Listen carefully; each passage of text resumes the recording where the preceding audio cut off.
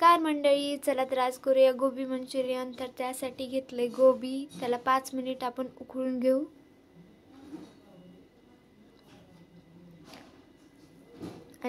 आणि 5 मिनिटानंतर त्याला काढून घेऊ। आणि एका बाउल मध्ये टाकू, त्याच्यावर मैदा 1 वाटी, कॉर्नफ्लॉवर 2 चमचे, थोडेसे मीठ आणि मिश्रण करून घेऊ। पाणी, थोडेसे घट्टच बॅटर ठेवा बरं का। त्याला तळून घेऊ।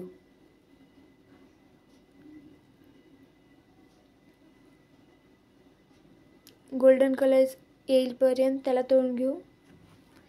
एका कढईमध्ये तेल, लसूण, मिरची, कांदा, रेड चिली सॉस,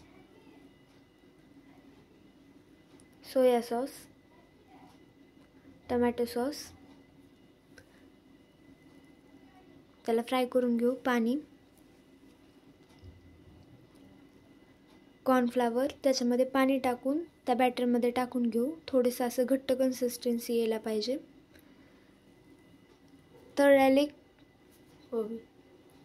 तळलेली मंचुरियन त्याच्यामध्ये टाकू आणि कोथिंबीर वरून मीठ काढून घेऊ। साखर पण टाका थोडी।